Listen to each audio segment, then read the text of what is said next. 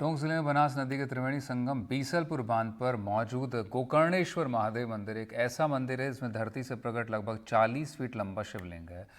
और इस मंदिर को लेकर ऐसा कहा जाता है कि अरावली पर्वतमाला की गुफा में मौजूद इस मंदिर में भगवान शिव के सबसे बड़े तपस्वी भक्त दशानन रावण ने घोर तपस्या की थी।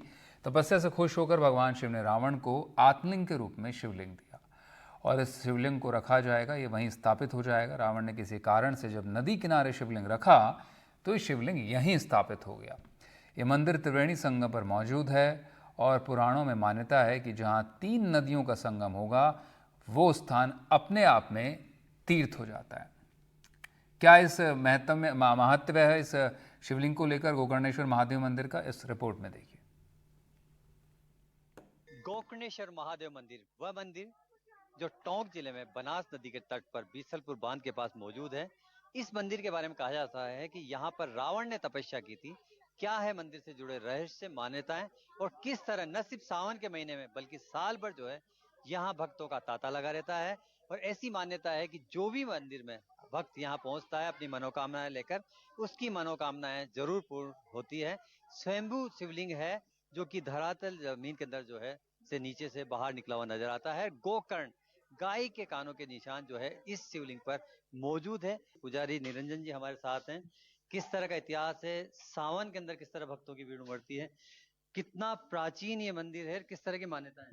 ये गोकर्णेश्वर महादेव है इनका नाम। और ये रावण ने तपस्या की है यहाँ पे। उन्होंने 12 साल तक तपस्या की है यहाँ। जब जाके उनको दशानन का खिताब मिला है, मतलब उनको 10 सिर मिले हैं यहाँ से तपस्या करने के बाद, भोलेनाथ गोकर्णेश्वर महादेव की। और इनके बाएं कान का गोकर्णेश्वर उत्तर है, मतलब गाय का कान का चित्र है, इसलिए इनका नाम गोकर्णेश्वर महादेव है। अच्छा, ये प्राचीन मंदिर है, भक्त जो है यहाँ पर आप जैसे पूजा भी चल रही है, सब भक्तों की भीड़ उमड़ती है। इनके इतनी आस्था है गोकर्णेश्वर महादेव की। आसपास के गांवों, कम से कम 200 गांवों से यहाँ पर पैदल यात्रा हर सोमवार को, कावड़ यात्रा, पैदल यात्रा अथा आती है। इतनी आस्था है इनमें, और भगवान इनकी पूरी हर तरह से आस्था को स्वीकार करके उनकी हर मनोकामना पूर्ण करते हैं गोकर्णेश्वर महादेव। अच्छा, बीसलपुर जो बांध है उसके बाद में कितना बदलाव आया है? कार्तिक माह में जो है यहाँ भीड़ उमड़ती है और सावन के महीने में तो जो है खास तौर से सावन के महीने में ज्यादा ही होती है। अब ये बांध बनने के बाद में सावन के महीने में ज्यादा पॉपुलर हो गए, तो बाहर के यात्री भी आने लगे। अब जयपुर, अजमेर, जोधपुर साइड के, कोटा के। पहले तो कार्तिक में तो सब लोकल मेला लगता था। अब सावन में पूरा ही महीना सावन के लिए। रावण की जो तपस्या है उसका शास्त्रों में भी प्रमाण है। हाँ, रावण ने यहाँ पे तपस्या की है, शिव पुराण में भी लिखा हुआ है। हाँ, जिक्र है कि गोकर्णेश्वर महादेव की वहां पे रावण ने भक्ति की थी। स्वयंभू शिवलिंग है। ये मतलब ये जमीन से 30-40 फीट ऊपर है।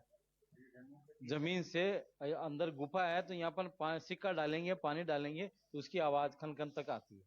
इसके नीचे जो गुफा का एहसास मतलब है कि सिक्का डलता है तो आवाज आती है। पानी का भी अभी भी आता है, सिक्का का तो अब नहीं आता है, पानी का तो अभी भी आता है। मतलब ये पानी जहाँ चलाएंगे अपन, नीचे एक गुफा है, वहां से ये शिवलिंग 35 फीट ऊपर है। नीचे से चौड़ा है, ऊपर से सकड़ा है थोड़ा। अच्छा, भोले की भक्तों की मनोकामना यहाँ पूरी होती है। किस तरह पूरी होती है? हर तरह से, हर तरह से उनकी मनोकाम, खेती से लेके, शादी से लेके, और उनके संबंध से लेके, बाल बच्चों से लेके, सब इनकी ही कृपा से सारा काम चलता है।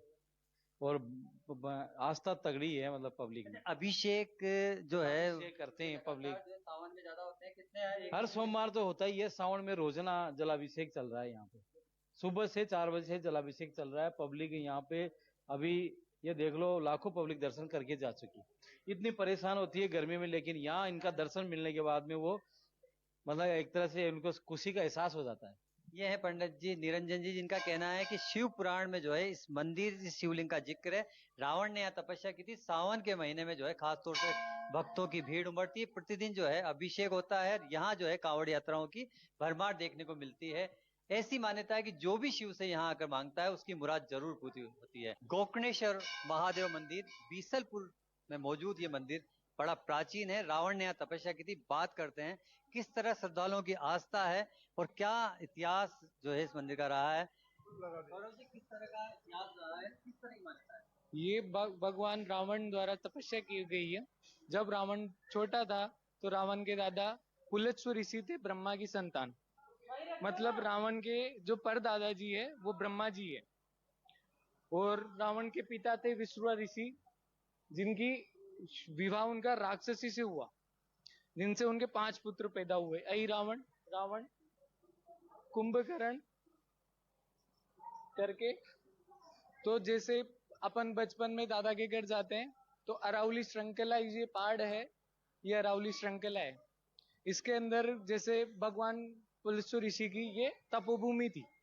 अब जैसे अपन बचपन में दादा के घर जाते हैं, वैसे ही रावण अपने दादा के पास जाता था। तो रावण ने बोला, पुलस्त्य ऋषि विद्वान पंडित थे, महर्षि थे, सप्त ऋषियों में से एक है। जो भगवान पुलस्त्य ऋषि ने बोला कि शिव की आराधना करो बालक, जब रावण 12 साल का था। तो रावण में क्या, महाराक्षसी होने के चक्कर में रावण को क्या राक्षसी विद्या भी थी, लघु, जिसे बोलते लघु वर्णिका, दीर्घ वर्णिका, छोटा बड़ा होने की कला, राक्षसी प्रवृत्ति थी माँ की वजह से। तो रावण क्या एकांत ढूंढ रहा था पूरी जंगल में, कि भगवान का, शिव का आराध्य करूं, मुझे एकांत चाहिए। तो ये बिल्कुल छोटी सी गुफा थी। भगवान शंकर, उसने भगवान शंकर की तपस्या की बाल्यकाल में कुंभकर्ण के सहित। भगवान शंकर स्वयंभू शिवलिंग के रूप में यहाँ प्रकट हुए, उसको अनेक वरदान दिया, उसको अभय का वरदान दिया, जिससे उसने देवताओं पे भी विजय। स्वयंभू शिवलिंग जो है उसकी क्या खासियत है, स्वयंभू- और मंदिर में और क्या क्या चीजें जो है, जो जो रहस्य जो है वो आपने। स्वयंभू शिवलिंग का आकार है 40 फुट। जैसे जैसे पहाड़ नीचे जाता जाएगा, स्वयंभू शिवलिंग का आकार बढ़ता जाएगा। ये गुफा दिख रही है, ये गुफा के अंदर से जाने का रास्ता है, थोड़ा दुर्गम है, कीड़े मकोड़े है, सांप कलीड़ है, लेकिन नीचे से भी भगवान शंकर के दर्शन होते हैं। इस पे भगवान शंकर के लिंग पे गौ का कर्ण बना हुआ है, अर्थात ये गौकर्णेश्वर हुए। इसका वर्णन वाल्मीकि रामायण में, भगवान भगवान तुलसीदास जी ने लिखी रामचरितमानस में, और गोकर्ण नाम, गोकर्ण क्षेत्र से ये विख्यात है। अच्छा, आप कहाँ से आए हैं यहाँ पर? टोडराई सिंह से आए हैं। किस तरह की मान्यता है? मान्यता बहुत पुरानी प्राचीन है यहाँ के ऊपर। ये सुनने में आता है कि इन्होंने, रावण ने यहाँ पे तपस्या की थी, और तपस्या करने के बाद के अंदर यहाँ पे जो महादेव का आज बहुत प्राचीन उसमें है, और सावन के पवित्र महीने में यहाँ पे बहुत अखर भीड़ लगती है, चारों तरफ से आदमी आते हैं। क्या क्या आयोजन यहाँ देखने को मिलते हैं? सावन के महीने में यहाँ जो कावड़ी यात्राएं बहुत आती है, पैदल यात्राएं आती है, चारों तरफ से पैदल यात्राएं आती है। नदियों में से पानी लाकर महादेव के यहाँ पवित्र जल चढ़ाते हैं, और चारों तरफ से पूरी जयपुर, दिल्ली, कोटा, चारों तरफ से पूरा। बरसात के मौसम में एक चीज देखिए कि अभिषेक जो है स्वतः जो है प्राकृतिक रूप से भी अभिषेक होता है। वो पहाड़ों के ऊपर अगर पानी आएगा तो ये महादेव की कृपा है कि ऊपर से पानी आ रहा है, तो वह नीचे भगवान की कृपा है जो अभिषेक हो रहा है, और पहाड़ों में से हर जगह से पानी टपक रहा है नीचे।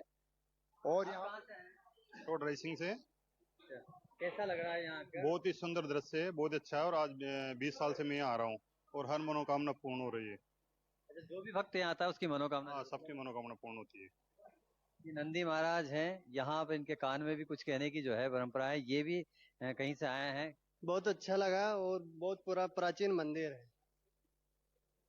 लगातार आते रहते हैं? हाँ, लगातार आते रहते हैं सर हम तो। देखिए, ये कुछ ऐसी परंपराएं हैं नंदी के कान में। अक्सर देखा होगा जो शिव मंदिर होते हैं उसमें जो है कान में कुछ कहा जाता है। हम जानने की कोशिश करेंगे क्या क्या मांगते हैं। मतलब जब सारा दिन से श्रद्धालु आते हैं तो सारी भगवान की जो मनोकामना भगवान शंकर तक नहीं पहुंच सकती है, तो नंदी के कान में आकर अपन उनको बात बोलते हैं। तो शाम को जब भगवान फ्री, क्या मंत्र बोला जाता है?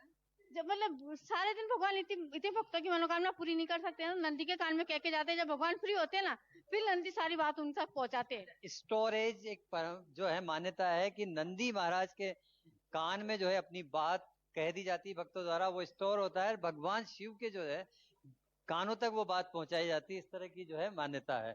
कुछ भक्त और उतर रहे हैं, इनसे बात करने की कोशिश करेंगे। एक प्राचीन गुफा देख सकते। अच्छा, एक कान में कहा जाता है, एक कान को बंद रखा जाता है। देखो, प्राचीन गुफा जो है बिल्कुल अरावली पर्वत श्रृंखलाओं के अंदर जो है मौजूद है। और यहाँ जो एक गुफा भी है जो नीचे जाती है, जो शिव जी का जो चित्र है, क्योंकि बड़ी जटिल दुर्गम गुफा है, उस सूरत में इसको बंद किया हुआ है। लेकिन जिसके अंदर जो है एक दुर्गम रास्ता नीचे, जहां तक शिवलिंग जो होता है, शुरू हुआ है। लगभग 40 फीट जो है गहराई पर जो है ये गुफा है। कुछ भक्त और पहुंच रहे हैं, उनसे ही बात करने की कोशिश करेंगे। कहाँ से आए आप? वाड़ा बुजुर्ग से कैसा लगा आखिर, किस तरह की बढ़िया आनंद आनंद हो गया? आनंद मन आपका नाम बताइए। भागीरथ बैरागी भागीरथी, आपको बिल्कुल शिव के रंग में रंगे नजर जी जी सब प्राचीन मंदिर है, तो यहाँ आकर कैसा लगता है? यहाँ पे ऐसा लगता है कि बहुत ही प्राचीन जगह है और अद्भुत, यानी कि प्राकृतिक की चीज ऐसी नहीं मिल सकती जीवन में कहीं भी। ऐसा यहाँ प्रकृति तो होता है, जीवन में ऐसा पहली बार मौका मिलता है कि यहाँ देखते हैं अपन सब कुछ भूल जाते हैं, नई जिंदगी शुरुआत। देख सकते हैं कि जो है प्राचीन शिवलिंग है, रावण ने यहाँ तपस्या की थी और भक्त पहुंचते हैं अपनी मनोकामनाएं लेकर, मनोकामनाएं पूर्ण होती है। गोकर्ण, गाय के कानों के निशान इस शिवलिंग पे है। स्वयंभू शिवलिंग है, 35-40 फीट की जो है इसकी लंबाई है। धरती से प्रकट हुआ वह शिवलिंग है जिसकी आस्था इतनी है कि जो भी भक्त यहाँ पहुंचता है उसकी मनोकामना जरूर पूरी होती है। कैमरामैन रोहित के साथ रवि स्टेलर, एनडीटीवी, गोकर्णेश्वर महादेव मंदिर, टोंक।